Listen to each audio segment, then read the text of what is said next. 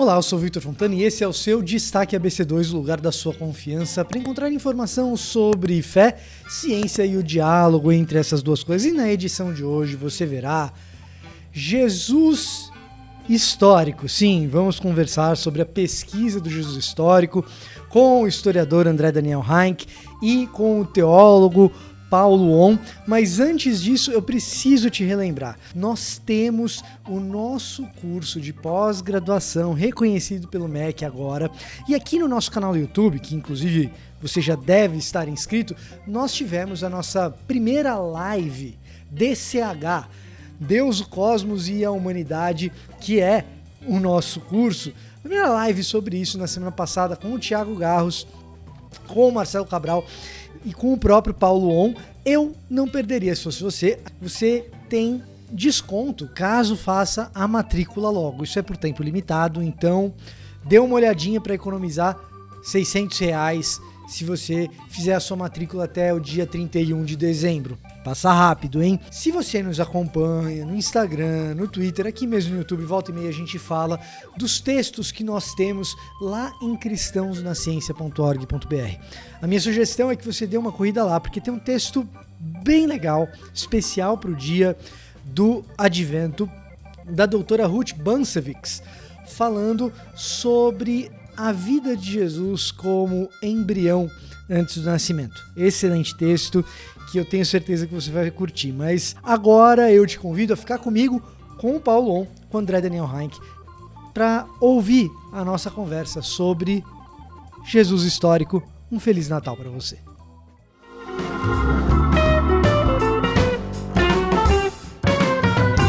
Então, para conversar conosco sobre Jesus histórico, a pesquisa a respeito do Jesus histórico, como alguns chamam a busca pelo Jesus histórico, a gente tem com a gente aqui Paulo On, teólogo, amigo meu de longa data e também aqui da ABC2, e André, historiador.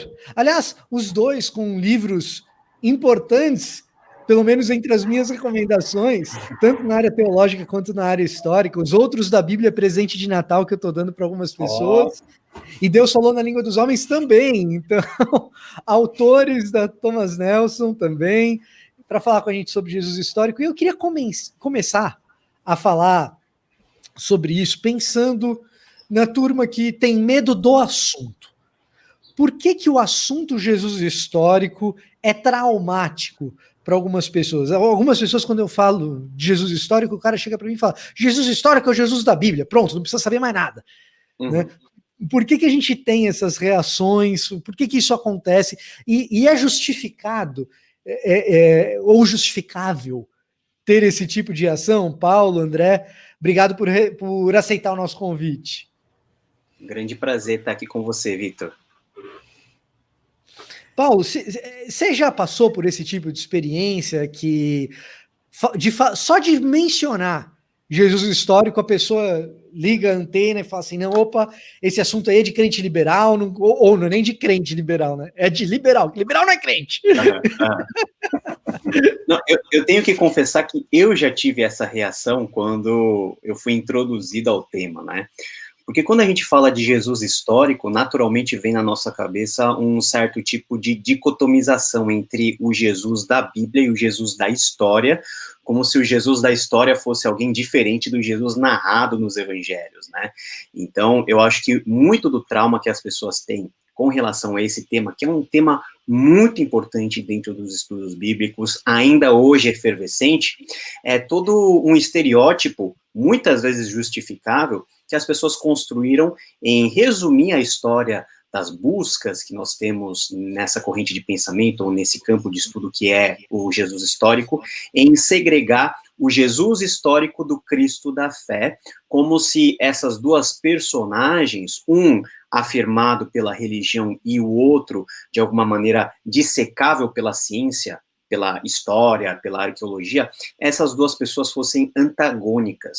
ou seja, o Cristo que a Bíblia narra é um Cristo que nasceu da cabeça dos apóstolos, talvez, e o Cristo em que você pode trilhar os caminhos históricos, as fontes históricas e perceber quem ele é, na realidade, é um Cristo eventualmente muito diferente daquele Cristo miraculoso, Filho de Deus que é apresentado.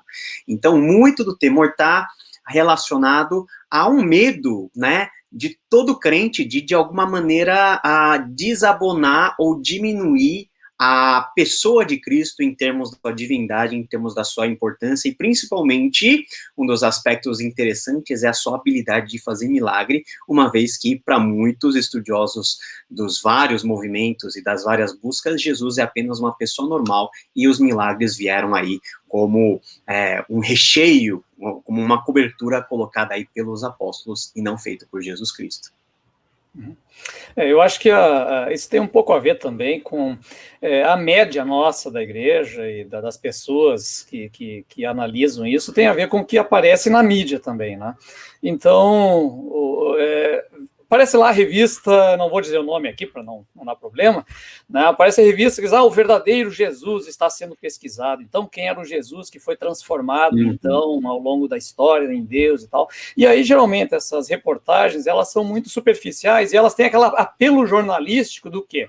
Chamar a leitura. E nesse apelo, então, ela deixa de lado, às vezes, algumas questões que são pesquisadas, mas de uma maneira mais profunda, apenas para jogar aquela interpolação. Olha, a Bíblia estava errada, ou a Bíblia ela traz um viés teológico que não tem a ver com a história de fato, e vamos aqui resgatar o verdadeiro Jesus. E isso, obviamente, vai atingir diretamente o coração do crente. Por quê? Porque a nossa é uma fé histórica, né? Ela é uma fé que está vinculado a uma invasão de Deus na história, tanto no judaísmo, como, né, no Antigo Testamento, como também na nossa experiência de fé.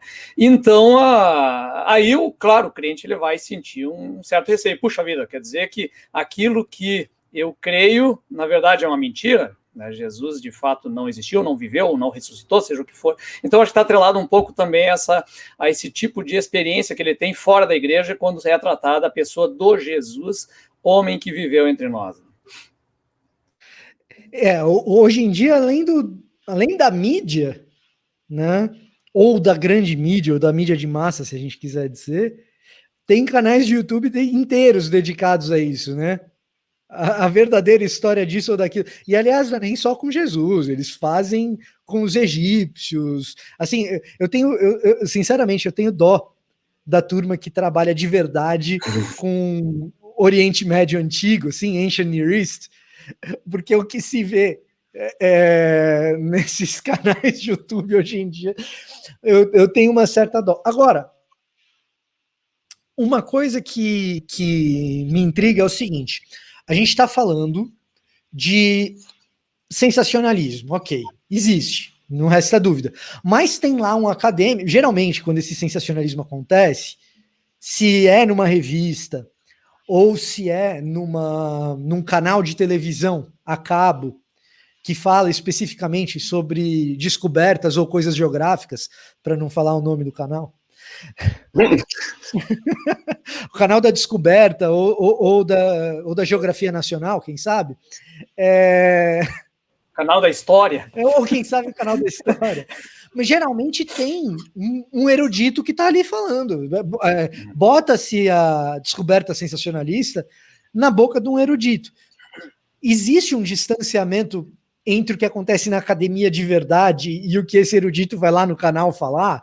Essa é uma coisa que eu acho que, para muita gente, é muito difícil fazer a distinção entre o que é uma coisa e o que é outra. Eu acho que tem muita da teoria da conspiração aí rondando nos meios também eruditos, né? Principalmente desses eruditos que são convidados a falar nesses canais, e a gente tá gravando, por exemplo, agora perto da época natalina, e a época de Natal e a época de Páscoa são as duas épocas onde mais nós temos programas nesse sentido.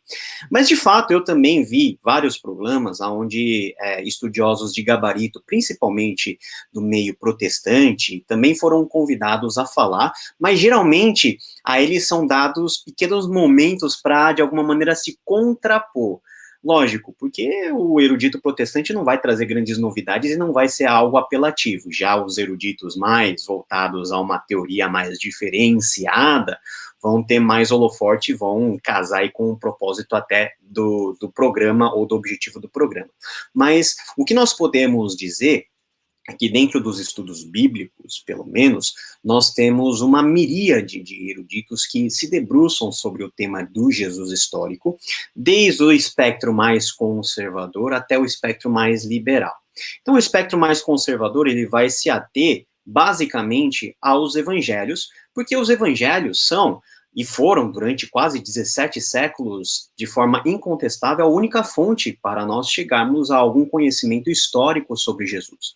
Agora, a partir do século XVIII, quando se desenvolve uma outra forma de fazer teologia, com outras metodologias que, grosso modo, nós chamamos de teologia liberal, principalmente capitaneado pelas escolas alemãs de pensamento, nós temos uma contestação a esse cânon, que é os evangelhos, os 4 evangelhos, e uma tentativa de olhar para além dos evangelhos esse Jesus que não é muito discernível em fontes extrabíblicas. Nós temos muita pouca referência histórica a Jesus fora da Bíblia.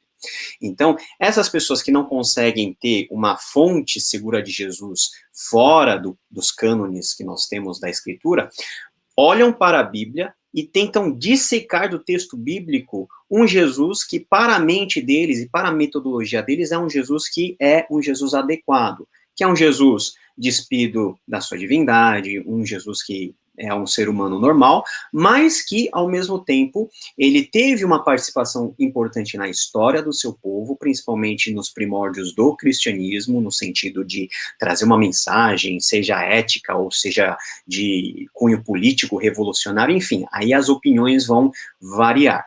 Então, de acordo com o apelo que você quer dar a figura de Jesus, você consegue encontrar quase todo tipo de coisa que se encaixe ou para chamar Jesus de revolucionário e vender esse peixe, ou para chamar Jesus de um mestre moral, um guru, você consegue também fazer isso, porque nós estamos lidando com uma grande quantidade de eruditos que olham Jesus de perspectivas, muitas vezes, completamente diferentes umas das outras.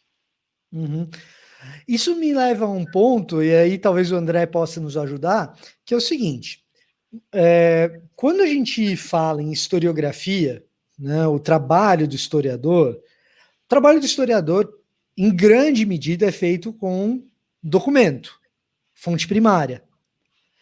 E o que você está dizendo, Paulo, é o seguinte, se eu estou te entendendo corretamente, é o seguinte, quando a gente fala especificamente da figura de Jesus, em que pese ser uma figura absolutamente emblemática e fundamental para a compreensão de como a história, em especial do Ocidente, se desenvolveu, a gente tem pouco material primário.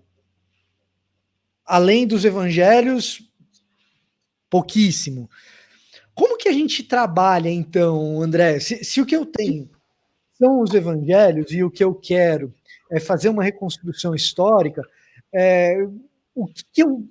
por que eu vou olhar e como que eu vou trabalhar? E existe credibilidade em quem está propondo alguma coisa, sendo que as fontes são, de certa maneira, escassas? Eu não sei se elas são exatamente escassas, né? Mas eu acho que... Porque, os 4 evangelhos têm um bocado de texto e um bocado de documento ali, né? Comparado com outras personalidades do passado, né? Você não tem muitos textos sobre eles muito do tempo deles mesmo, né? Porque os evangelhos ali, eles foram escritos, a gente pode falar de uma escrita tardia, mas eles ainda estão aí dentro do mesmo século, né? Alguma coisa nesse sentido, né? E outras personalidades você não tem tanto documento. Mas o fato é o seguinte, né? É que o que nós não temos, no caso de Cristo, é um autotestemunho dele. O que eu quero dizer com isso? Né? Você não tem a escrita dele, você não tem algo de Jesus falando sobre si mesmo. Toda a fonte sobre Cristo, ela é de alguém que testemunha sobre ele e diz o que ele disse. Então você não tem uma fonte direta dele para saber o que, afinal, Jesus, de fato, estaria dizendo sobre si mesmo. Embora isso também exista para várias outras personalidades, por exemplo, Sócrates, né? Você não tem o escrito dele, você tem Platão falando sobre ele, que foi um discípulo dele, né? Então, isso tudo leva o quê? Leva, então, o historiador a fazer um uso dessas fontes, mas de uma forma crítica. Aliás, como qualquer documento da antiguidade se faz dessa forma. Então, de qualquer maneira, pela própria metodologia da história, obrigatoriamente vai se usar o texto bíblico a partir, pelo menos, de uma perspectiva histórico-crítica. Pelo menos. Né? Daí para mais, né? No sentido de desconfiar. E é por isso que a primeira busca do Jesus histórico, que na verdade veio da teologia, não é nem da historiografia, né? Ela usou muito a hermenêutica da suspeita, né? Sim. Então ela parte justamente de desconfiar do texto. Por quê? Porque ele parte de uma perspectiva de fé, de um testemunho de uma comunidade que se acabou desenvolvendo depois uma religião em cima disso. Né? Então, toda análise do documento ela parte dessa perspectiva. E aí sim eles vão fazer um levantamento a partir de uma crítica textual. E é por isso que muitos estudos hoje que trabalham essa questão do Jesus histórico também, tem outros derivados, né? Tem, por exemplo, a pesquisa dos cristianismos primitivos. Né? Então, vai se analisar não apenas um cristianismo, mas os vários cristianismos que vão, de certa maneira, aparecendo dentro do próprio cânone bíblico do Novo Testamento. E não apenas nele, em alguns outros pontos também vai se encontrar algo nesse sentido.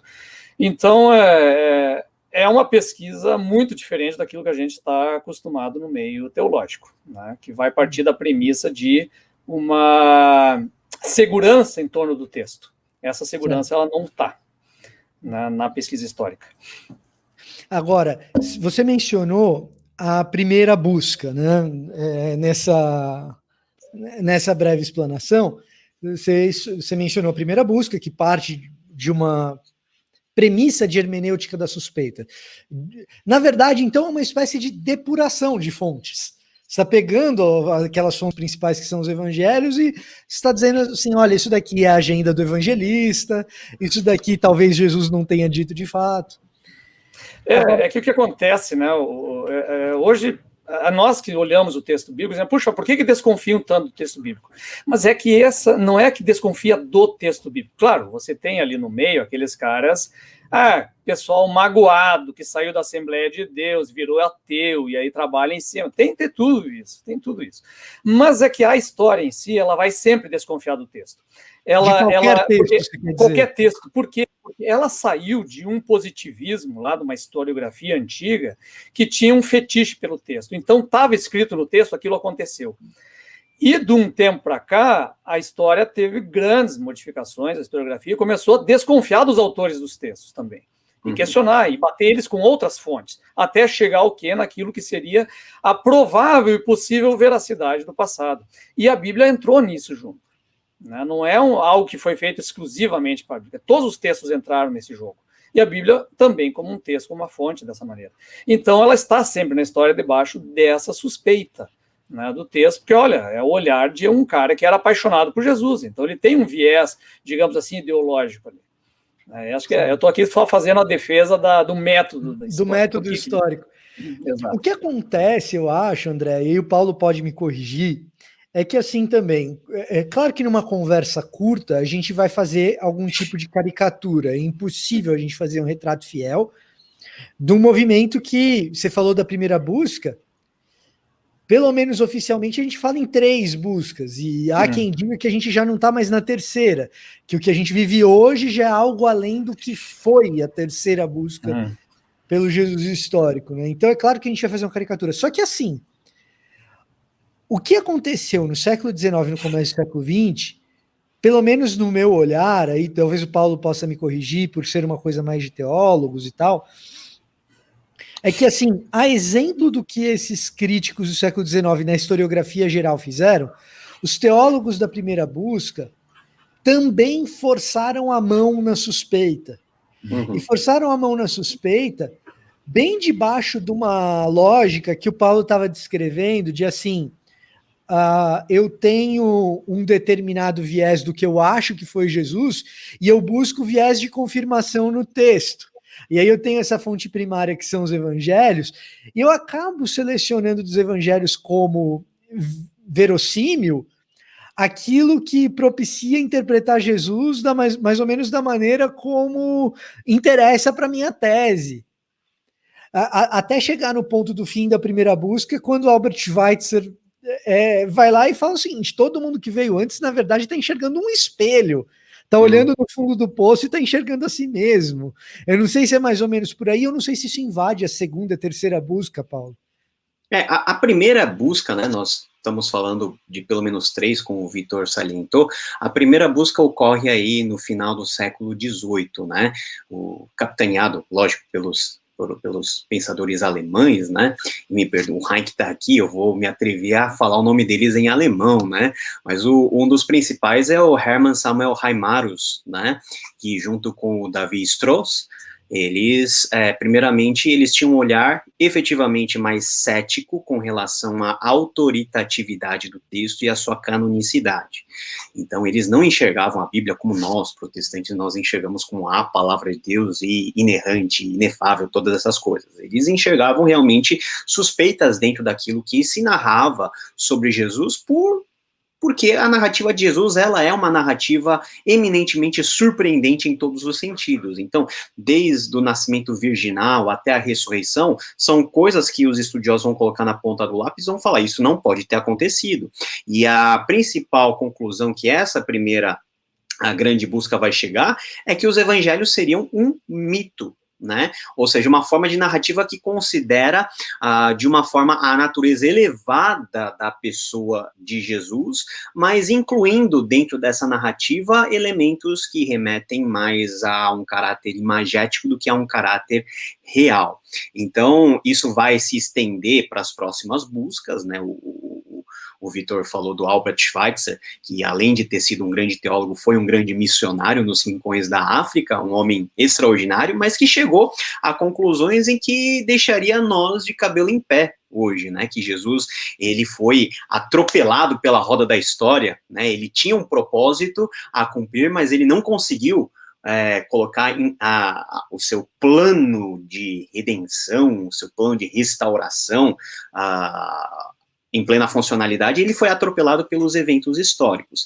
E todas as buscas que se subseguem, né, a segunda busca, a terceira busca, que é uma busca bem mais recente, vão tentar, a partir desse primeiro olhar, dessa vanguarda de pensadores, analisar Jesus de uma forma, vamos dizer assim, não tão próxima à fé, mas com base em todas essas metodologias, principalmente metodologias históricas e críticas, para se chegar ou tentar se chegar a um Cristo cientificamente mais palatável do que o texto propriamente bíblico ele apresenta. Isso, e a minha dúvida, Paulo, é o seguinte: nessa primeira busca, para mim é bem evidente que existe esse viés. Uhum. Agora, quando a gente fala da segunda e da terceira, em especial da terceira, parece que até o próprio objetivo da busca mudou. Sim. O que me parece que quando se fala em Jesus histórico hoje, a maior parte das pessoas imaginam o que o pessoal da primeira busca estava fazendo. Então a gente tem o Jesus da Bíblia aqui, sim, e a gente tem o Jesus do que realmente aconteceu. E pouca gente fala a respeito do que a terceira busca está tentando fazer, que é tentar situar o que significa um Jesus ser judeu como era judeu de fato. E será que o Jesus que a gente reconstruiu usando os evangelhos mesmo ao longo de 13, 14, talvez 16 séculos de história do pensamento, e eu não sei se eu estou pegando aqui a ideia certa da terceira busca, você me corrige aí, Paulo. O que me parece é que essa turma da terceira busca está dizendo o seguinte: olha, ao longo de 13, 14, 15 séculos, a gente usou a fonte do jeito certo e não suspeitou dele. Só que o que a gente construiu foi um Jesus europeu e não um Jesus judeu. Pois é, esse é um fator muito interessante que vai começar a ser estressado na segunda e na terceira busca. A segunda busca, ela acontece mais ou menos a partir de meados da década de 50, com os trabalhos aí pioneiros do Ernest Käsemann, que foi aluno do Rudolf Bultmann, o famoso demitologizador dos evangelhos, né? E qual que foi a tentativa do Bultmann, do Käsemann? Foi conectar esse Jesus que os teóricos antigos da primeira busca, eles retiraram do texto, reinserir esse Jesus para ser analisado dentro do cristianismo primitivo, dentro do mundo que foi desenvolvido a partir dos ensinamentos de Jesus e dentro da comunidade que foi formada por meio de Jesus. Então, vários outros documentos pós-neotestamentários, né, como o Evangelho de Tomé, o Evangelho aos Hebreus, que são literatura apócrifa, começaram também a ser analisados para entender esse olhar de Jesus, essa compreensão de Jesus que os primeiros cristãos, eles tinham. É dentro desse bojo que nós temos movimentos aí atrelados à segunda busca, o Jesus Seminar, enfim. Já a terceira busca é aquilo que você falou, é continuar analisando Jesus no seu contexto, mas o seu contexto mais imediato. Não o Cristo produzido pelo cristianismo, mas agora o Cristo que viveu dentro de um arcabouço judaico bem específico, que é o judaísmo do Segundo Templo. Ou seja, que tipo de judeu Jesus era? Quais eram as preocupações que moviam, né, o coração de Jesus? E como que as pessoas, dentro do contexto judaico de Jesus, eles entendiam ser a pessoa de Jesus de Nazaré, o que ele estava fazendo como pregações, obras, exorcismos, ressurreições, todas essas coisas, e, enfim, chegar na grande conclusão. Ok, esse Jesus, ele é de fato ou não o Messias de Israel? Então, há um passo, né, um desenvolvimento de um Cristo cristão. Agora nós vamos olhar para um Cristo dentro do seu contexto judaico, para nós podermos, ao final de toda essa análise, termos um quadro mais completo, com as peças mais ajuntadas do que é esse Jesus, que com certeza é um ser complexo para se analisar, porque ele, de fato, foi uma pessoa que não viveu de uma maneira simples, não fez coisas simples, ele é o que nós cremos ser o Filho de Deus, mas isso varia também na opinião dos vários autores e eruditos que lidam com a pessoa de Jesus. Nesse sentido da especificidade de Jesus, né, nessa busca do histórico, eu estava lendo esses tempos Jesus e seu Tempo, do Wolfgang Stegemann, e ali ele levanta uma bola que eu achei bem interessante, né? Além da questão de Jesus ser analisado a partir da ótica do judaísmo, do Segundo Templo, da ótica desse judaísmo geral que nós temos, né, dessas comunidades judaicas espalhadas pelo mundo antigo, e principalmente na Judéia, tem ainda a perspectiva de que ele não é apenas um judeu dessa época, mas ele é um galileu dessa época, né? E isso tem um grande significado pelo que era a Galileia, né? Porque quando você pega a própria questão da grande revolta dos zelotas que aconteceu, ela parte da Galileia, ela começa lá.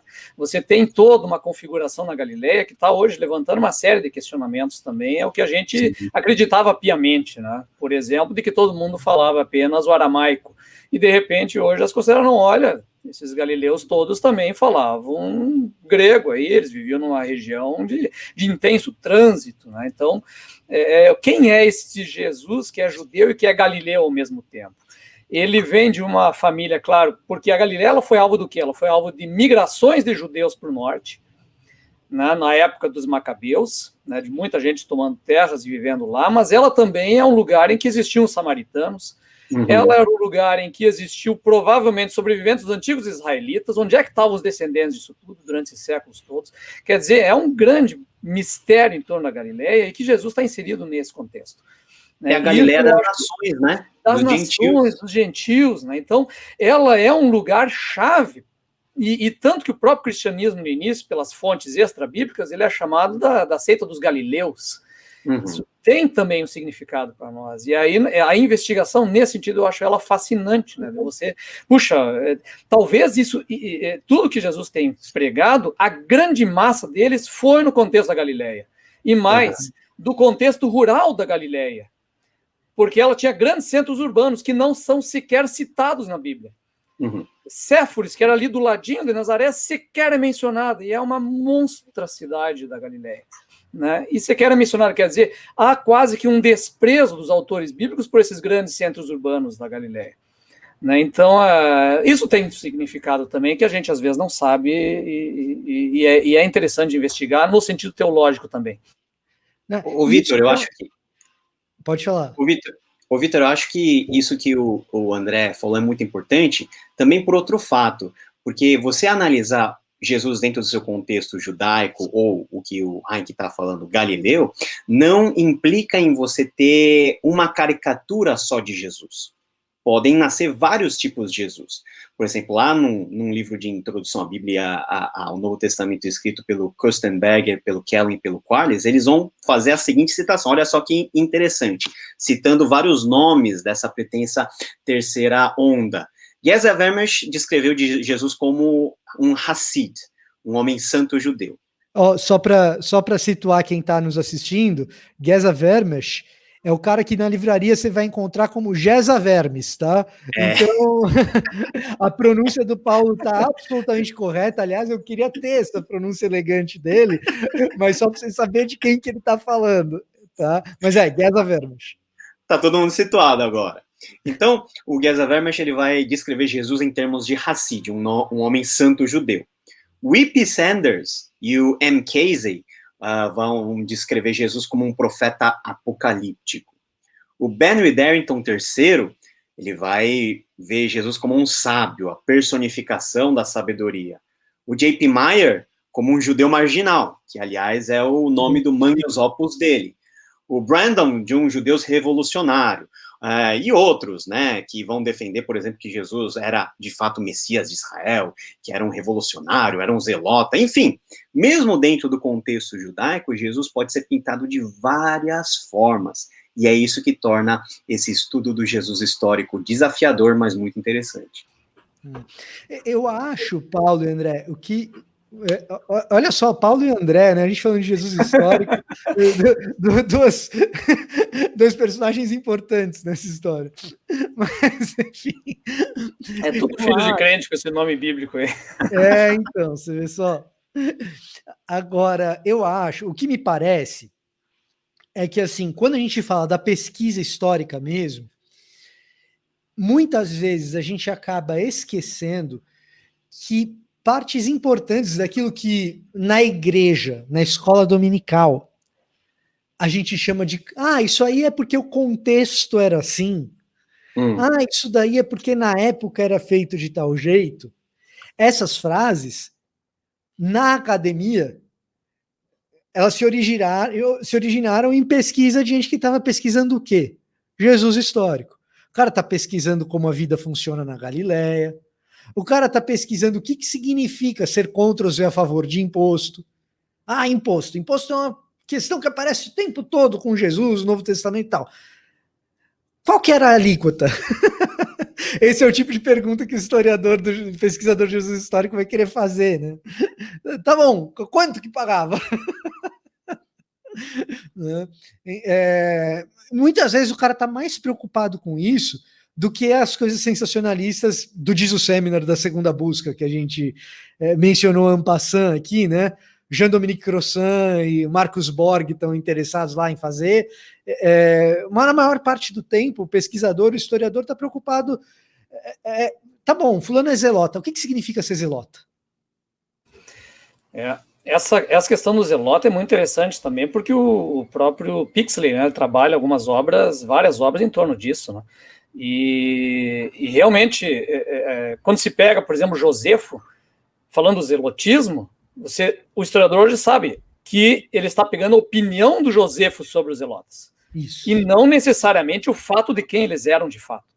né? Então, essa é que eu acho o valor da própria crítica histórica, para analisar essas questões todas e entender a amplitude do movimento desses, que na verdade nem sequer era um movimento, provavelmente foi uma loucura, nem sequer revolucionária, foi uma reação no meio de uma guerra, né, da Guerra dos Judeus, de um monte de pobres que estavam sem lugar para viver e sem nada.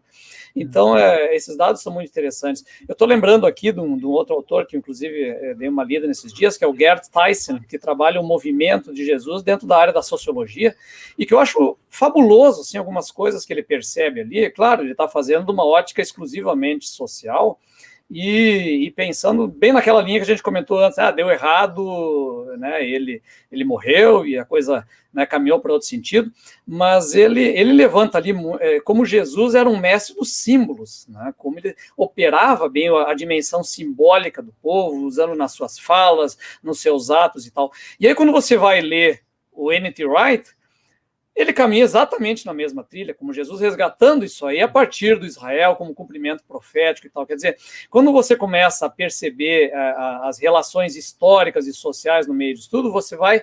me parece que essas pesquisas do Jesus histórico nos ajudam muito a dar essa... você falou ali o contexto, né? Ele dá o cheiro da época, ele dá o sentido da época, ele diz, puxa vida, isso faz muito sentido.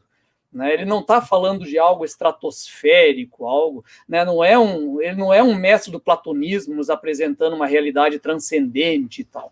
Ele está falando com aquele bando de pobre coitado do interior da Galileia. O que isso significa para eles? Né, o que é essa pregação de Jesus? E que igreja é essa que se formou em cima dessa gente, que chegou com ele em Jerusalém, aclamando, né, Hosana, nos salva, Senhor, nos salva. Poxa, salva do quê? Salva de quem? O que isso significa? É interessante que você mencionou o Flávio Joséfo e deu o tratamento que o historiador costuma dar para todos os textos, não só para texto bíblico, né? Então, aquela ideia de que se é crítico a todos os textos, o que o André fez agora é exatamente isso, né? Então, peraí, o que em Flávio Joséfo que a gente pode assumir como confiável? Não vamos pegar o valor do texto prima facie, né? E aí você fala, pô, peraí, aquilo que Joséfo narra como evento, e que muito provavelmente as pessoas têm memória e diriam aqui ele está inventando, não, provavelmente é factível. Agora, quando ele dá uma opinião a respeito de alguém ou de algum grupo, aí a gente tem que colocar um grão de sal nessa história. Me parece, gente, que uma boa parte do esforço de todas as buscas, inclusive da terceira, mais recente, inclusive dos pesquisadores que são mais evangelicais ou conservadores, se eu fosse resumir num jeito popular de fazer a pergunta que eles estão querendo fazer, assim, qual que era desse cara? É meio que qual que era a de Jesus, né? E aí eu vou fazer a pergunta, e eu sei que a resposta é muito menos técnica do que ela é opinativa, mas é a pergunta que eu gostaria da gente encerrar, e até encerrar com uma espécie de clima natalino, com uma cara de clima natalino da ABC2, né? Mas assim, Paulo e André, para vocês, qual que era a de Jesus? Difícil, né? Por isso que a gente precisa de pesquisas de Jesus histórico, eles ajudam um pouco a gente. Essa é difícil porque bate direto também na nossa fé, né? Bate na nossa fé. Eu vejo muito o Jesus, eu gosto da pesquisa histórica de Jesus para a gente ver a dimensão humana de Jesus, né? O autor de Hebreus, para ele, isso é fundamental, né? Ele, no momento em que você ora para alguém que você sabe que passou por esse mundo e viveu rigorosamente as buchas que eu vivi como ser humano, eu sei que eu estou orando para alguém que está junto ao Pai, dizendo assim, Pai, vai com calma com ele, porque eu sei o negócio que é passar por isso aí. É complicado. Eu sei na carne, eu sei na pele. Isso para nós, como seres humanos, é fundamental. Isso é muito diferente de uma noção transcendente de o Deus que sabe de todas as coisas. Ok, ele sabe, realmente sabe de tudo, mas para nós é fundamental o sentir tudo, né? Então, uma mulher sabe que é terrível perder um filho, perder um bebê. Agora, a mulher que sentiu isso na pele tem uma autoridade diferente para falar com outra que está perdendo. Esse é o sentido. Então, no momento que você tem essa figura do Jesus de carne e osso que viveu entre nós, eu acho fundamental para a nossa fé mesmo, ancorada nisso. Eu saber que é um Jesus que sofreu de verdade, é um homem que andou de verdade, é um homem que teve sotaque, é um homem que andou, né, com sede, ele andou pelos campos e buscou a Deus nas montanhas da Galileia, longe daqueles centros urbanos. Ele teve crises que ele teve que enfrentar, e aí, às vezes, eu lembro até do Jacques Ellul, que diz, olha, Jesus, ele teve dúvidas sobre quem ele era. Aí entra no campo teológico, eu não vou entrar no mérito se ele está certo ou não, mas Jesus teve dúvidas, ele teve medo. O que ele teve? Essa dimensão humana é fundamental para a nossa fé, tanto quanto a divina, né? Então, eu acho que o valor da pesquisa histórica é isso. Aí eu pergunto, quem é esse Jesus? Jesus é este cara, esse Deus que se fez homem, e homem como eu. E nessa dimensão de homem como eu, que eu entendo ele. E aí... Só que isso não responde rigorosamente nada sobre o Jesus histórico. Na linha do filósofo, para ficar com a questão do Jacques Ellul aqui, André, num mundo que não existem dúvidas, de que vale a convicção? Para quem não tem dúvida de nada, a convicção vale quanto? Então, assim, afasta de mim esse cálice, se for possível. Eu acho que tem uma boa dose de realismo da parte de Lucas aí. Lucas 22, 42? Deve ser. Mas, assim, é uma boa dose de realidade nessa a gente tem que ler esses textos quando Jesus pergunta para os apóstolos, olha, quem o povo está dizendo que eu sou? A gente tem que acreditar que ele não está enganando eles ali, que há uma dúvida sincera ali. Eu quero saber o que eles estão dizendo. Sabe, toda vez que a gente pega e tenta dar um nó nisso, dizendo, Jesus sabe, mas ele está testando, a gente está desumanizando esse Jesus e distanciando ele de nós. Eu pelo menos percebo dessa maneira. O tempo que nós estamos vivendo é o tempo propício para nós fazermos esse tipo de questionamento que o Vitor provocou, que quando você recebe uma pergunta dessa, fica difícil até de responder, porque tantas coisas sobre Jesus vêm na mente e vêm à cabeça, mas como o André bem falou, o Natal é tempo da encarnação. E a encarnação, ela demonstra que esse Deus, ele teve empatia conosco, uma empatia pessoal, uma empatia física. E ele não é um Cristo totalmente desconexo da nossa realidade, muito pelo contrário, ele fez parte do nosso mundo, bebeu a água que nós bebemos, pisou na terra onde nós pisamos, e partes microinvisíveis de Jesus podem estar por aí, espalhados em algum lugar do cosmos, em algum lugar aí dos desertos da Galileia, enfim, qualquer lugar, para nos mostrar que esse Deus é um Deus que cumpre na pessoa de Jesus a aliança que ele outrora fez com o seu povo, o povo de Israel, que é uma aliança física, que é uma aliança palpável, que é uma aliança que não salva apenas a nossa alma do inferno, mas restaura todo o nosso ser. E eu acho que essa é a mensagem importante que permeia e que começa no Natal e que tem a sua apoteose na ressurreição de Cristo, que nele todas as coisas são feitas novas, e que até o físico que foi feito por Deus e que foi miseravelmente corrompido pelo pecado, será um dia restaurado por Cristo, para que nós possamos adentrar a nova criação do jeito que nós deveríamos, ou nunca deveríamos ter saído da antiga lá no Éden. Então, esse tempo em que nós pensamos sobre Jesus, e é lógico, muitas pessoas do Jesus histórico não vão entrar nessa seara, porque essa é a seara da fé, essa é a seara da nossa convicção sobre quem é Jesus e o que ele fez. Mas o que deve nos mover sempre a vislumbrarmos o ser complexo de Cristo e como ele nos atrai, é que ao mesmo tempo dele ser Deus, ele é ser humano, e ele se negou, ele se esvaziou para vir alcançar-nos na nossa miséria, nesse mundo, colocando os seus pés no meio de nós. Então, esse Jesus que é o Cristo de Israel, que é o Messias de Israel, é relevante para nós hoje porque ele faz parte da nossa vida de forma física e ele continua tendo relacionamento conosco desde o momento em que ele nos chamou para ser o seu povo até para toda a eternidade, quando estaremos com ele em novos céus e nova terra. A de Jesus, então, é novidade. Paulo, André, muito obrigado por baterem esse papo com a gente. Não precisa ter medo de quem pesquisa. Quem pesquisa, o pior que o pesquisador pode fazer é se deparar com a realidade.